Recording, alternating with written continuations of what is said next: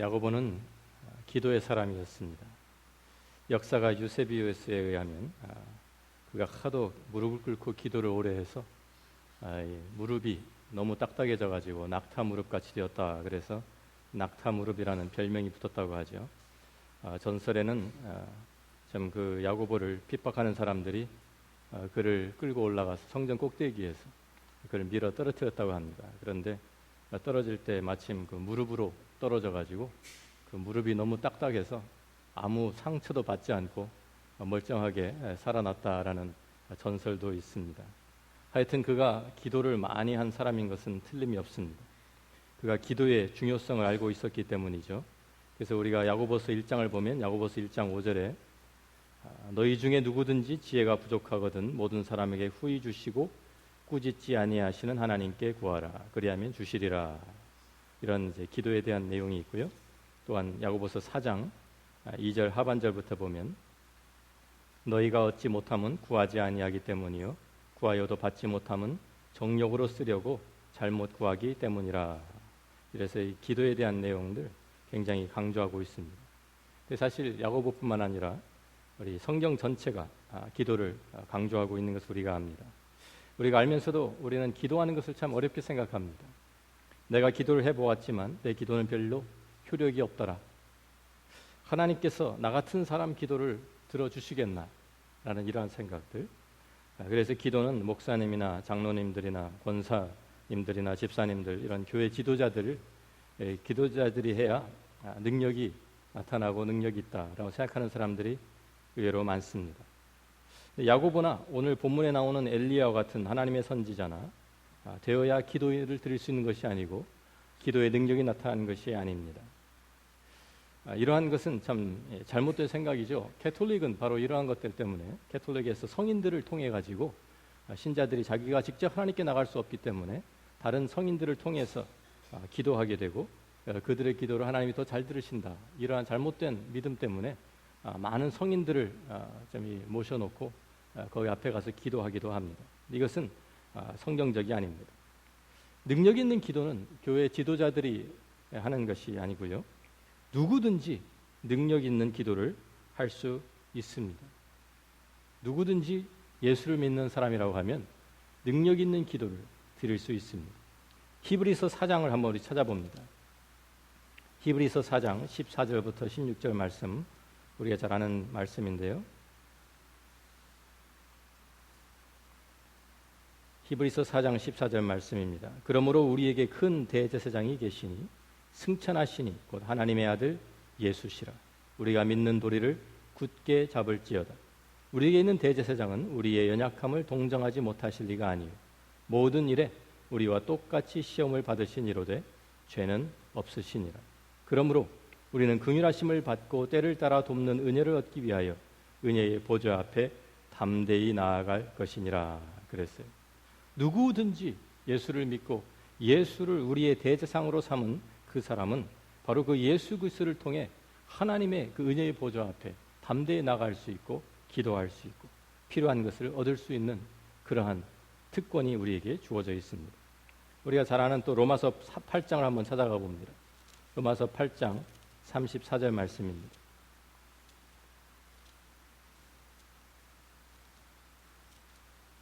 로마서 8장 34절에 신약성 251페이지에 있죠. 누가 정죄하리요? 죽으실 뿐 아니라 다시 살아나신 이는 그리스도 예수시니 그는 하나님 우편에 계신 자요 우리를 위하여 간구하시는 자시니라. 예수님은 이제 우리를 위해서 하나님의 보좌 우편에 앉아 계시면서 그곳에서 우리를 위해서 간구하고 계시다. 그 대제사장직은 아직도 끝나지가 않았다는 것이죠. 지금도 계속되고 있습니다. 역시 요한일서 2장 1절 말씀도 우리가 찾아봅니다.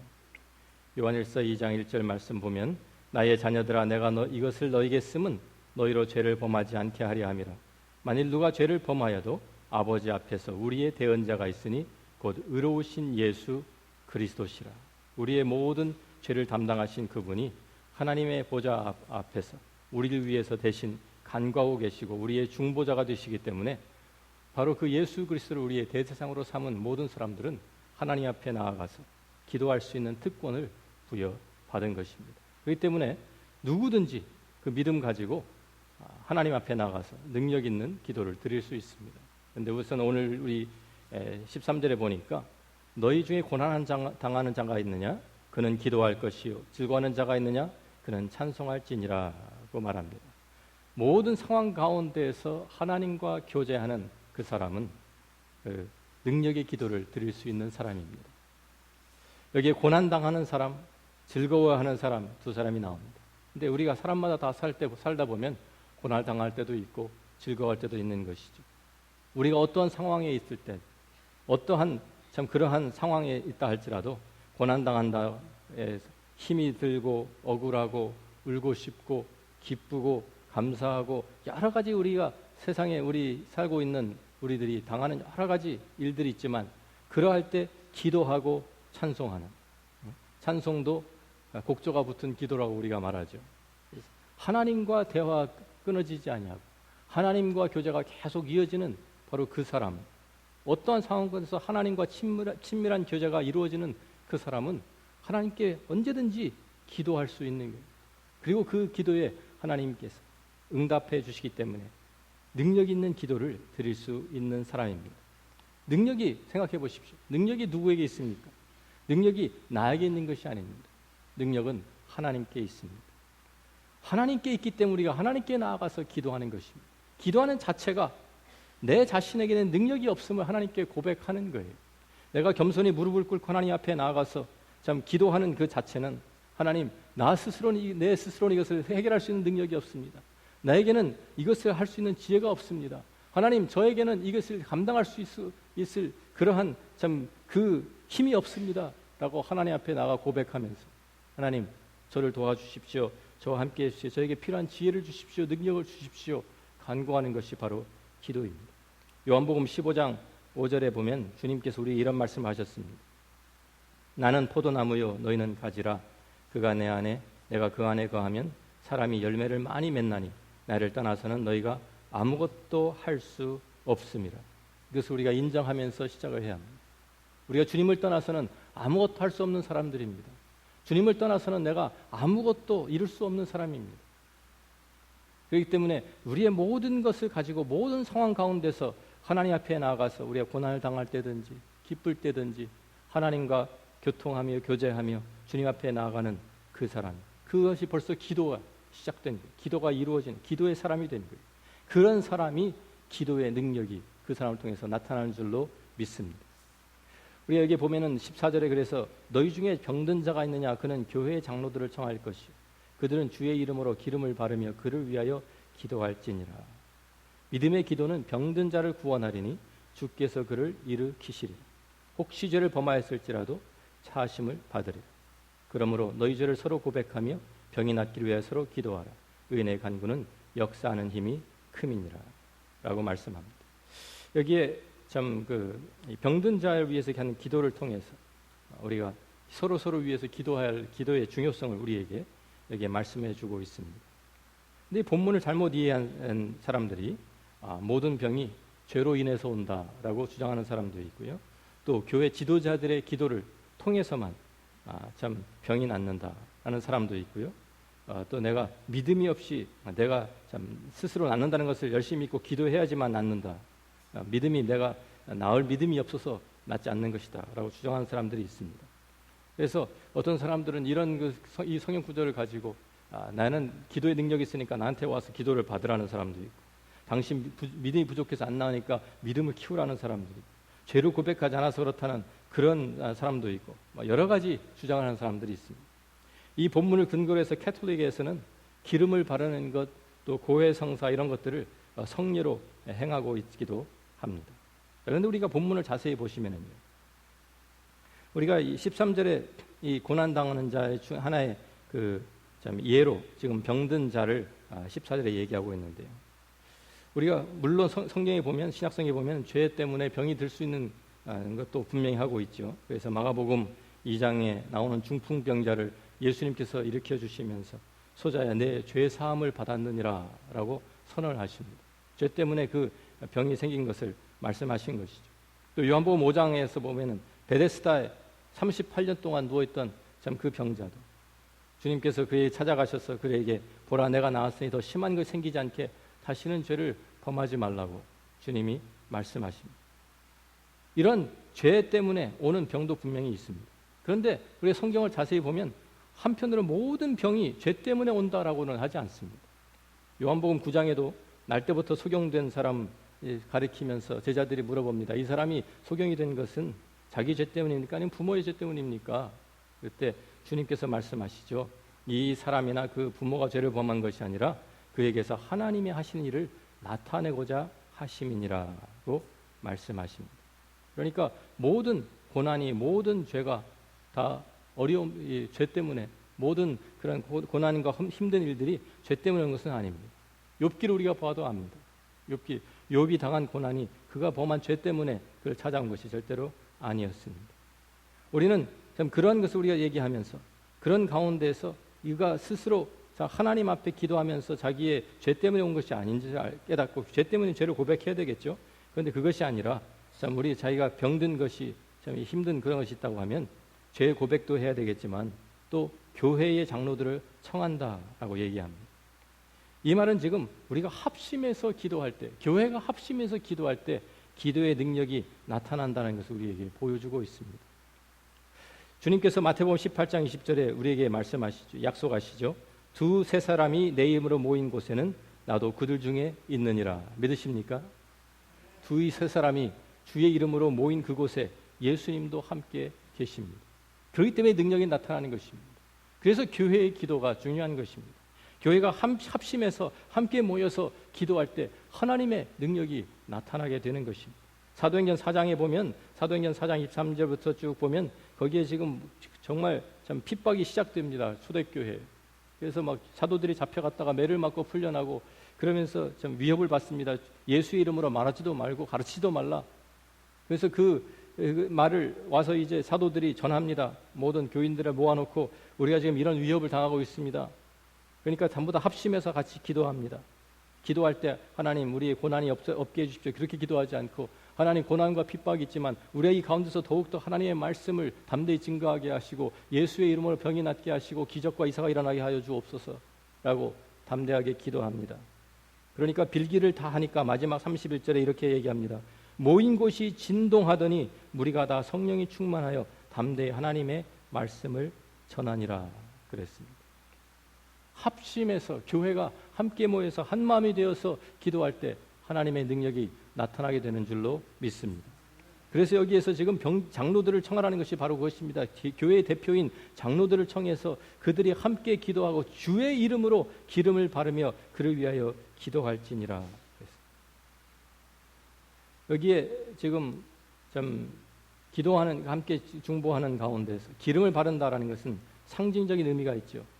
성경에서 어떠한 사람을 특별히 이렇게 구별해가지고 세울 때 기름을 바르고 또 성령을 상징하는 것이 기름입니다. 그래서 다시 이 사람을 기름을 바른다는 것은 그 사람을 특별히 구별해서 성령께서 은혜로 그에게 역사해 주시도록 간구하는 것이 바로 기름을 바르는 그 이유입니다. 그러면서 거기에 죄를 그를 위해서 기도하고 믿음의 기도는 병든 자를 구원하리니 주께서 그를 일으키시리라고 말씀하고 있습니다. 자, 여기에 믿음의 기도, 병든 자를 구원한다 그랬어요. 이 믿음의 여기서 그러니까 이 기도가 함께 합심해 드리는 기도가 믿음의 기도여야 되고 16절에 나오는 의인의 간구가 되어야 되는데, 자, 이 믿음의 기도, 합심해서 드리는 이 기도, 의인의 간구 어떠한 내용입니까? 믿음의 누구의 믿음을 가리킵니까?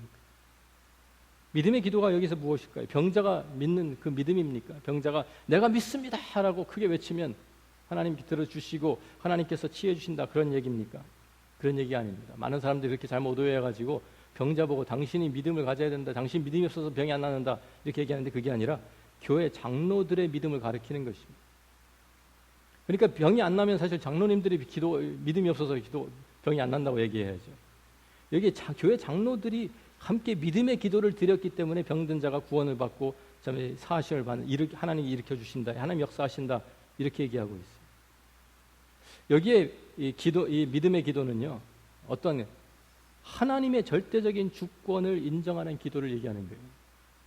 하나님께서 모든 것을 다 다스리신다. 무엇이든지 다 하나님의 절대적인 주권 아래 있는 것을 인정하는 그러한 기도, 그것을 여기에 믿음의 기도라고 이야기하고 있는 것입니다. 우리가 야고보서 4장 15절 말씀 돌아가 보면 거기에서 벌써 야고보가 이런 얘기를 했죠. 너희가 도리어 말하기를 주의 뜻이면 우리가 살기도 하고 이것이나 저것을 하리라 할 것이거늘. 우리가 이것이 주의 뜻이면 우리가 살기도 하고 이것이나 저것을 하리라. 모든 나의 생명 전체가, 나의 삶 전체가, 나의 모든 부분이 다 하나님의 주권 아래 있습니다라는 것을 인정하라는 것이었죠. 우리가 믿음의 기도는 무조건 이 병이 꼭 낫습니다, 이것이 믿음의 기도가 아닙니다. 하나님께서 모든 것을 다 주장하고 계시고 다스리고 계시고 그 모든 우리의 생명과 우리의 생사화복이 하나님의 손 안에 달려 있습니다. 하나님이 절대 주권자이십니다. 하나님이 나를 다스려 주십니다. 하나님의 뜻이라면, 하나님이 정말 원하시면 내가 나을 수도 있고, 하나님의 뜻이 아니면 내가 낫지 않을 수도 있는 것이죠. 그것을 인정하고 하나님 앞에 나아가는 것이 믿음의 기도입니다. 우리가 그 기도 가운데서, 그래서 요한 1서에는 그런 말이 많습니다. 요한 1서 5장 14절에 보면 그를 향하여 우리의 가진 바 담대한 것이 이것이니 그의 뜻대로 무엇을 구하면 들으십니다. 뜻대로, 하나님의 뜻대로 우리가 구하면 들으신다고 말씀하셨어요. 요한복음 14장 한번 찾아가보면 요한복음 14장에 주의 이름으로 우리가 구하라고 우리의 또 주님이 가르쳐 주시죠. 요한복음 14장 말씀부터 찾아봅니다. 요한복음 14장 13절 말씀. 너희가 내 이름으로 무엇을 구하든지 내가 행하리니 이는 아버지로 하여금 아들로 말미암아 영광을 받으시게 하려 함이라. 또 15장 16절 말씀도 그렇습니다.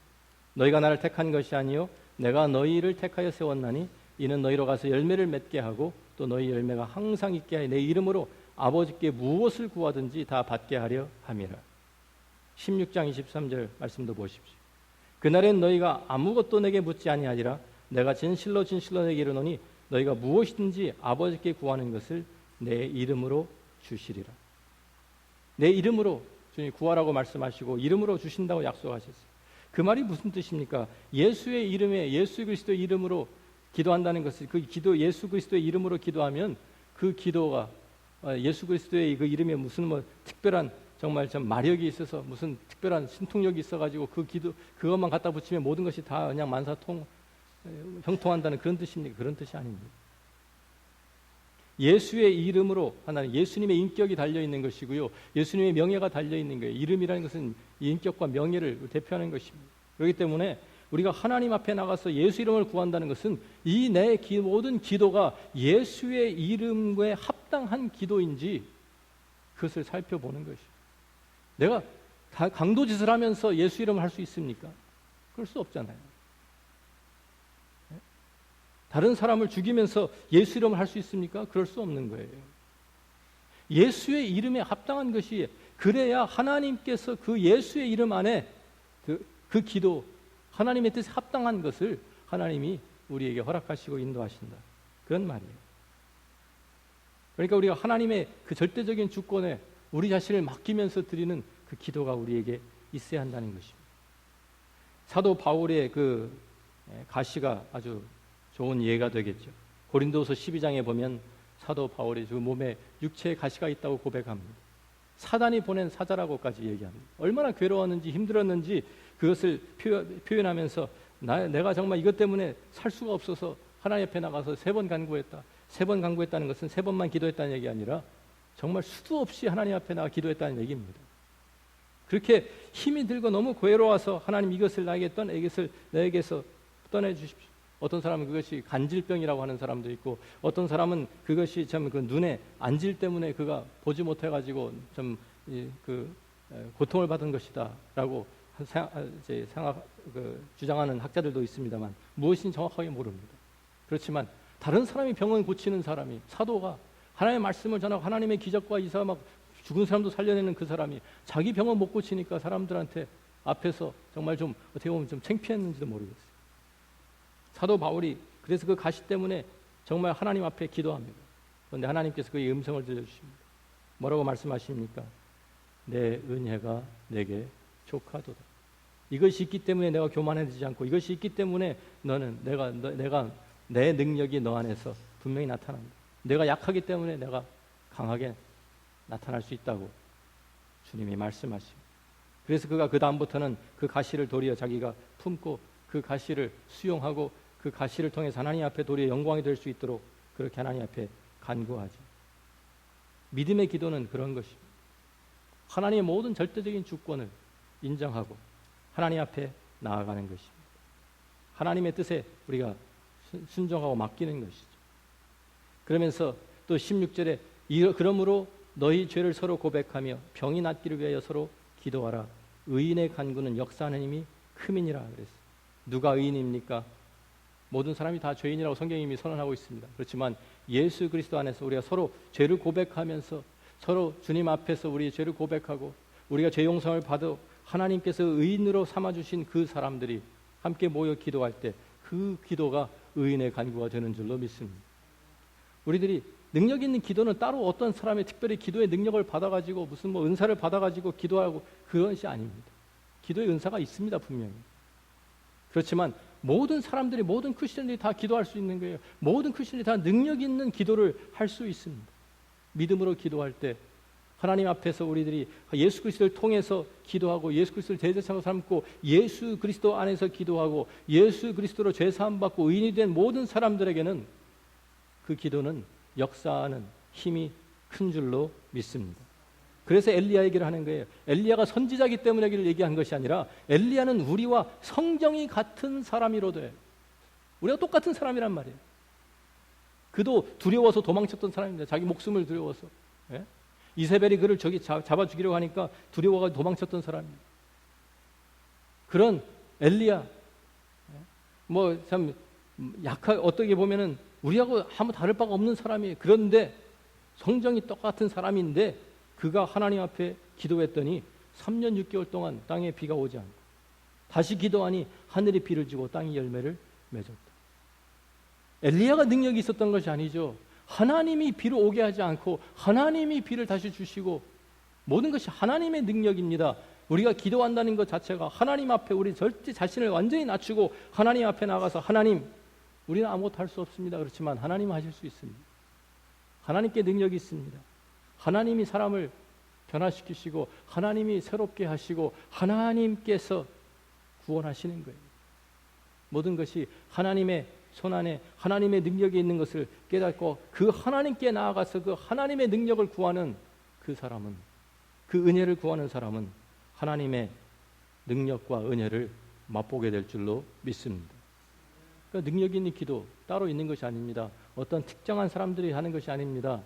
오직 예수 그리스도를 그가 믿고 그를 의지하고 그 대제사장이신 예수 그리스도를 통해서 하나님의 은혜의 보좌 앞에 나아가서 믿음으로 주님의 절대적인 주권을 인정하며 그 앞에 우리 자신을 온전히 맡기고 주님 앞에 기도하며 우리의 죄를 고백하고 우리의 죄를 예수 그리스도의 피로 정결하게 된 그 모든 사람들은 하나님 앞에 능력 있는 기도 드릴 수 있습니다.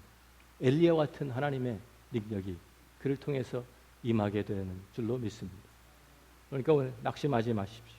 내 기도는 하나님이 들어주지 않는다 생각하지 마십시오.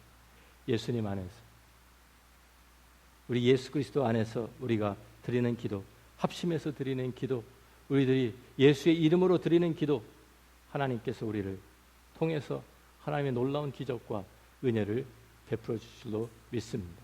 이 기도의 능력이 나타나고 이 기도의 능력을 통해서 일하는 우리 모두가 되기를 주의 이름으로 축원합니다. 기도하겠습니다.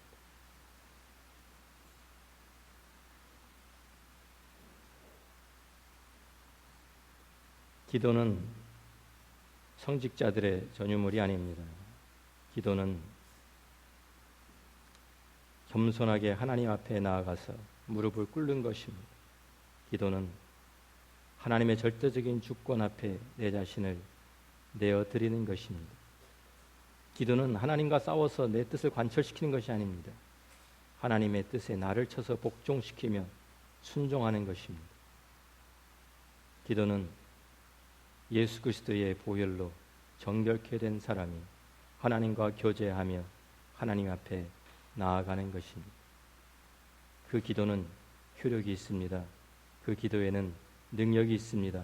어떠한 상황 가운데서든지 기쁠 때나 슬플 때나 우리들이 주님 앞에 나아갈 때 주님께서는 우리와 동행하시며 우리를 통해서 역사하시는 줄로 믿습니다. 오늘도 그 하나님의 역사가, 하나님의 은혜가 여러분들에게 임하기를 간절히 소원합니다. 아버지 하나님 감사합니다. 오늘 야고보를 통해서 다시 한번 우리에게 기도의 사람이 되라고 도전하시는 말씀을 저희들이 감사히 받습니다. 하나님, 저희들 교만하여서 내 마음대로 내 뜻대로 하나님의 도우심 필요 없이 내가 스스로 해결할 수 있다고 생각하면서 살아가는 그런 어리석은 사람들 되지 않게 하시고, 예수님이 포도나무시고 우리는 가지라, 주님을 떠나서 우리가 아무것도 할 수 없는 사람인 것을 고백하며 주님 앞에 겸손히 자신을 낮추고 은혜의 보좌 앞으로 나아가는 저희를 되게 도와 주옵소서. 우리가 기쁠 때나 슬플 때나 주님과 교통하며 주님과 교제하며 전 매일 기도하게 하시고, 하나님 저희들이 합심해서 기도하게 하시고 믿음으로 기도하게 하시고 예수 그리스도의 십자가 안에서 성령 안에서 기도하게 하여 주옵소서. 예수님 귀하신 이름으로 기도합니다. 아멘.